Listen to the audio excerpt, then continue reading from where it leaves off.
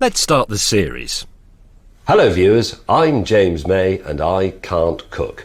Welcome to my cookery show. It's not entirely true that I can't cook. I have mastered about 3 dishes. The horse's arse, mate.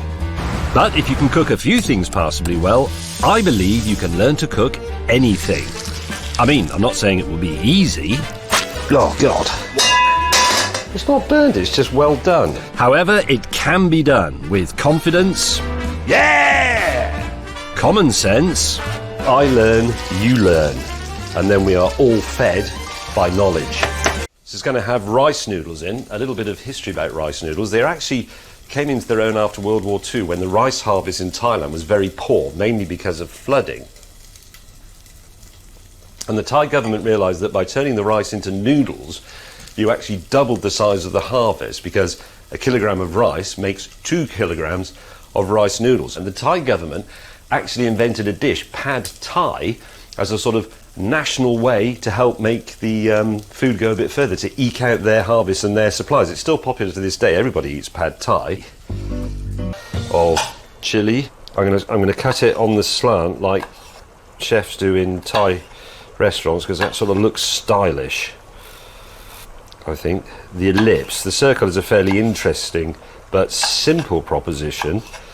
Constant radius from a point, whereas an ellipse has 2 axes and 2 focal points. Anyway, I wouldn't worry about that. That's just bloody nonsense.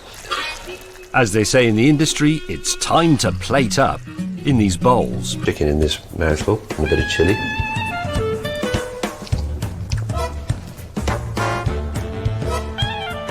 You had some too much chilli. Lethal. You're really red.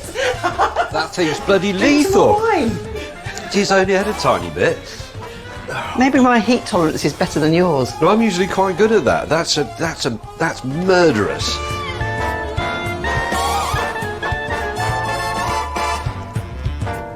You know, it slightly ruined the taste of the wine. But Oh no. But first, let's cue the special jingle.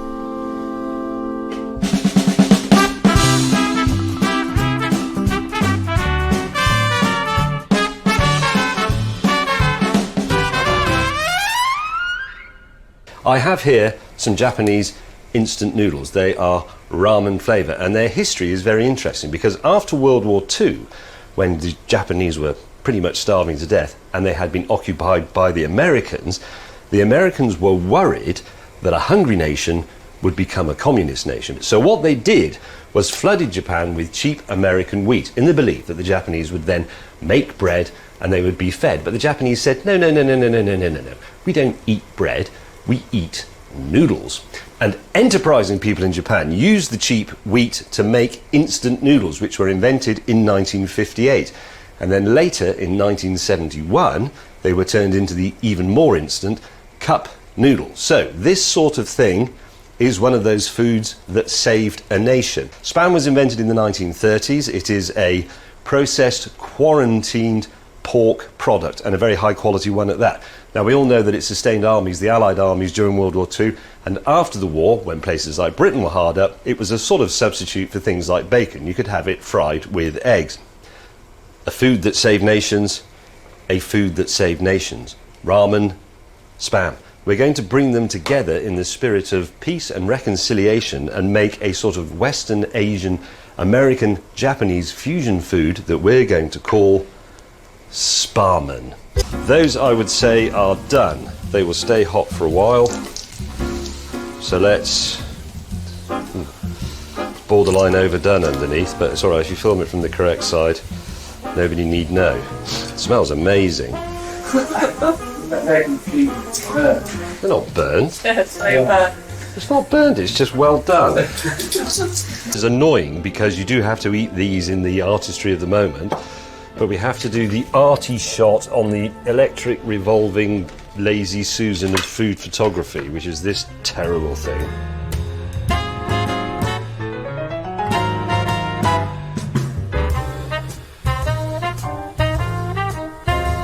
That is cheese. Look at Gary. That is cheese. This is cheese. This whole thing is bloody cheese. I'm up to my knees in it. But you need to cook the pastry through and make sure you haven't got a soggy bottom. Yeah, I have had it for a while, actually. I'm in my 50s, so... OK, here we go. This is incredibly exciting. It's slightly lumpy, but that Doesn't matter. doesn't matter, does it? It's a pie, it just goes in your face. You now need to trim it. So, I've seen this done, so you pick it up and then you slice your own fingers off as you go around the edge with your knife, is that correct? That's right. So you just keep your knife tight to the pan. This is my first pie, remember? I will never again be a person who has never cooked a pie. Once I've cooked this pie, I am a person who has cooked a pie. All. So I decide to decorate it in the shape of my favourite aeroplane. Hawker Hurricane, the aircraft that won the Battle of Britain, despite what people think and imagine it's the Spitfire. It was the Hawker Hurricane, which accounted for at least 2/3 of all enemy losses during that fateful summer of 1940. I soon realised that, like Goering, I've miscalculated. I've ballsed up because I haven't allowed for the wingspan of the Hawker Hurricane. Plan B, a more modest design. I carve a C for the chicken half There's my C for chicken, which is that half. and a V for the vegetarians. Oh, horse's arse. I've actually carved the letter V into Nikki's worktop. How am I going to explain that? Well, I really have. You can feel it. What if I... You're making it worse. I'm not making it worse. I can do this. Just talk amongst yourselves. It's okay, I know about woodwork. Soon this blemish will have completely disappeared. You're not... The B and the C on the wrong... I've put the... you know, I've put that bit of pie back in the pie dish whilst I consider my error, which is that I've put the V and the C on the wrong bits of the pie. So C now stands for compassion, because it's vegetarian, and V stands for... Very chickeny. Very chickeny, yeah. Benjamin Franklin, who was once the American ambassador to Paris, said, "Fish and guests stink after 3 days." He was absolutely right. He also once said, "He who lives by hope alone will die farting." We are making fish pie. This is something I've done before with great success. I actually beat Gordon Ramsay in a fish pie making competition. And a lot of people have said to me over the years since, was that something faked? Was that set up for TV? No, it wasn't. My fish pie won because it was better. Sort of turn the bag inside out. If anybody knows better than me here, please speak up. Please pipe up. The pipes are calling. Seriously? Mashed potato in the bag. Put a twist in it, otherwise when you squeeze it the mashed potato will just come out and hit you in the face rather than going onto the top of the pie. Let's do it one at a time, let's not be cocky. Here we go, piping potato. Look at that. Can you see this? That's better. Look at that lovely mashed potato.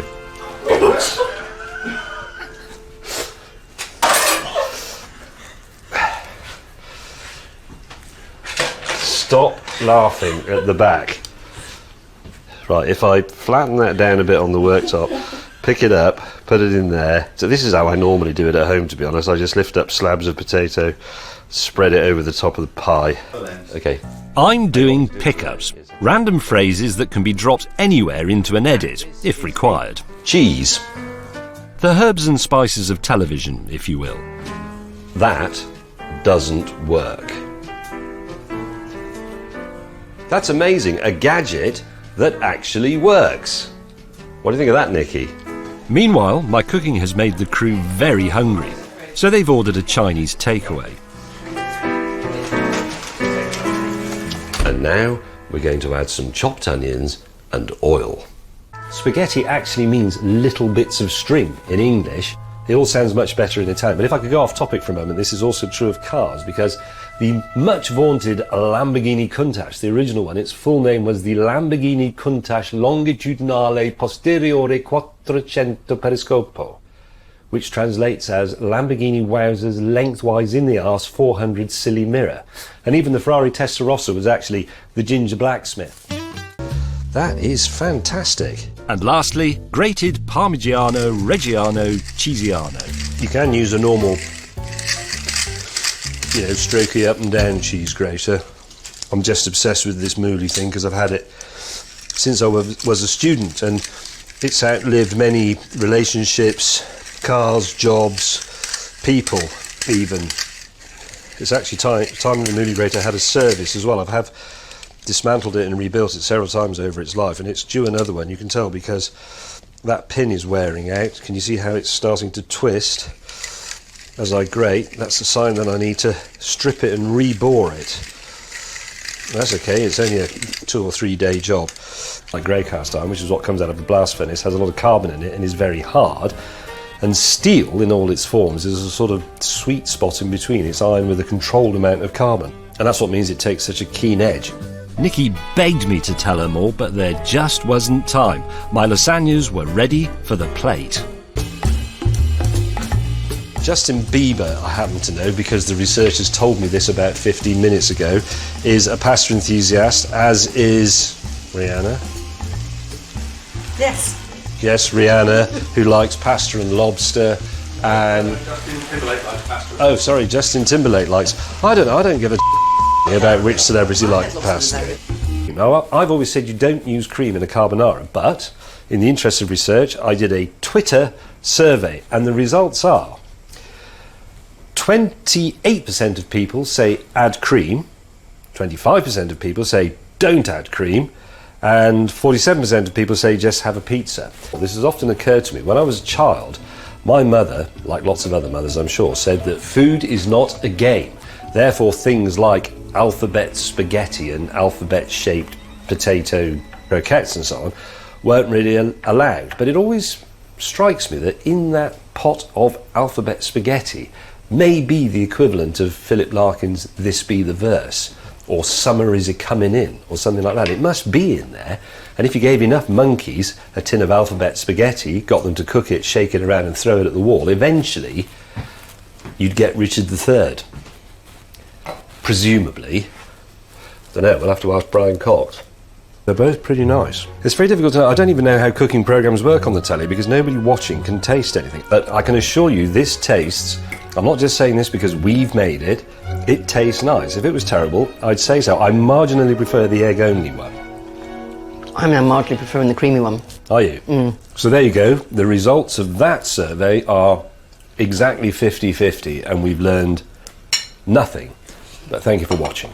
It's also known, or it was certainly believed in the 19th century, that curry and curry ingredients were good for your brain because it was said by the people who were selling them that spices used in Indian food stimulated your stomach, which increased blood supply, and the improved blood supply invigorated your brain, giving you deeper thoughts. So there you go. Curry makes you more intelligent in the way that exercise makes you more stupid. Don't forget that. Here we have an alphabetical reimagining of the classical Jelly Baby. Which way do you want him? I don't want him anyway, to be honest. It's a baby. Now Jelly Baby. Jelly Baby, or gelatine di bambino, as the Italians would say. That is actually quite disturbing. I hope you don't mind me saying. Very disturbing. Somebody somewhere is going to take this up as an idea for a new sort of B-list horror movie somewhere. The wobbly Jelly Baby of pasta letters. Da, da, da. You can't go back and do it again. When I do programmes about, for example, putting a lawnmower back together, if somebody says, oh, I'm not sure we got that bit where the cylinder head went on, I can take the cylinder head off again and put it on again. I can do it as many times as you like within reason. You can't do that with stuff that's cooking. I can't extract salt from the pan and put it in again. I can put it in again, but then we'll have too much salt in, and so it goes on. This is why, I'm sorry to say it, but a lot of cooking programmes are a bit fraudulent. Not this one, though. This is genuine. Apart from the bits where we cheated. Like this bit, which sees me now miraculously chopping onions. There was a, well, I'll say her name, she was called Kelsey. She was a vegetarian. She was a very early vegetarian because this was the early 80s. And she used to make these bean casserole things for us, and we didn't really like them, if we're honest. I can reveal this now because it's sort of 35 years ago. And she'd leave it in the kitchen and they'd go a bit hard like this, and we used to play a game. The game was called Kelsey's Beans, and you'd put the pot of beans in the middle of the table and you'd spin a bottle, and let's say it pointed to me.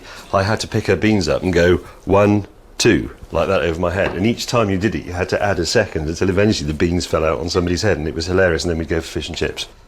For safety reasons, Kelsey's bean recipe is not in my cookbook. Middle. Horse's arse. That's not a secret ingredient. We're not French. Ish. What is it? What is it?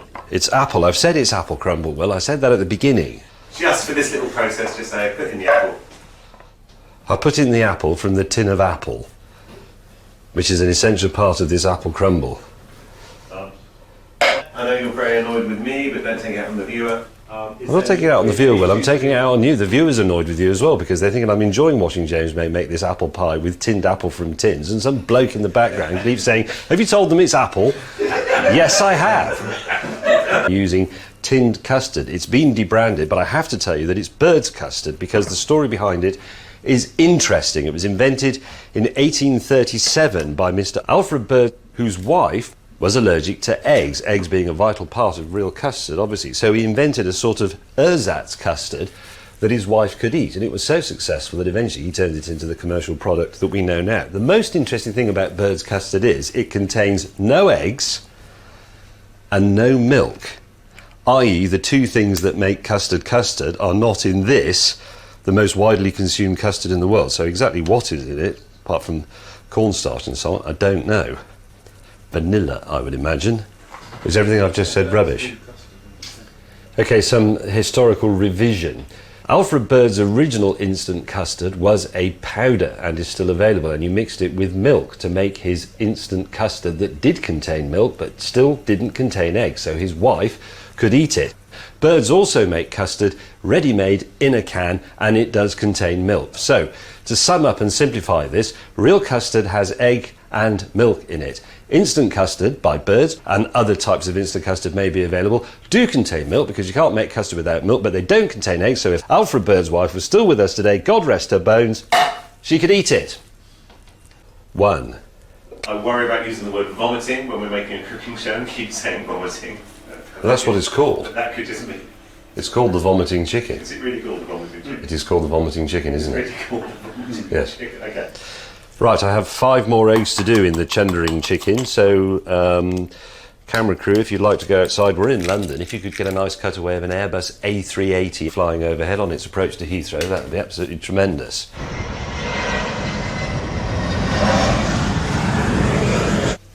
Oh, a proper piece of bogey in that one.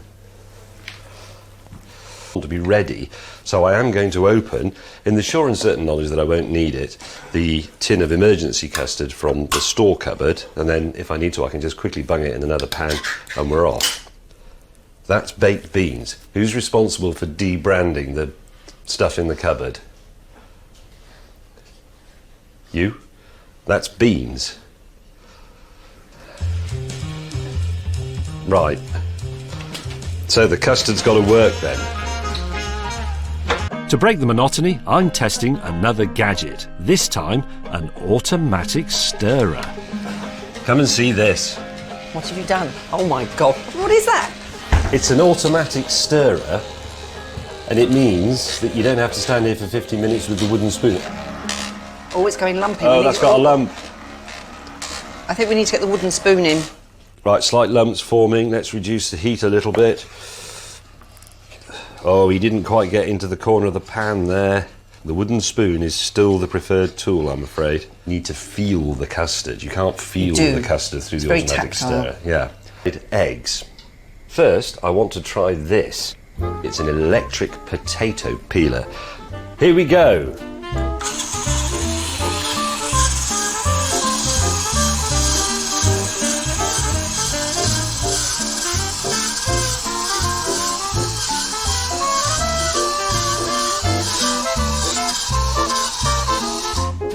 It even stops by itself.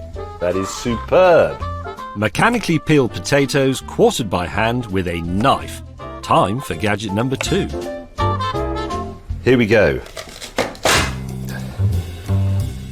Yeah. It's good. It's outstanding. I need another word. Quick, anybody got one? It's awesome. I have a carving fork in my Bling carving set. Da, da, da, da. Wow. This was a present from Snoop Dogg a few years ago when I made an album with him. It actually makes the noise bling when you hold it up to the camera. Look, it goes bling. But I'll just give this a little...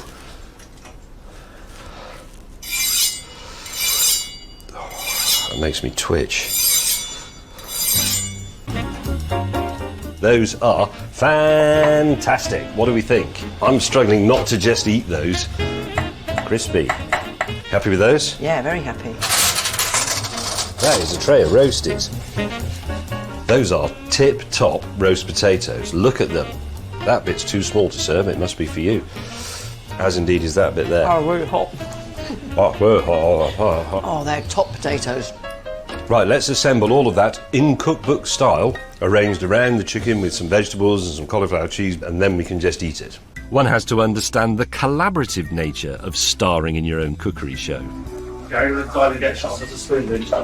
I'm trying to do a wine tasting and you keep doing close-ups of spoons. What's up? You haven't brushed it with Yeah, egg. I know. I'm about to say that.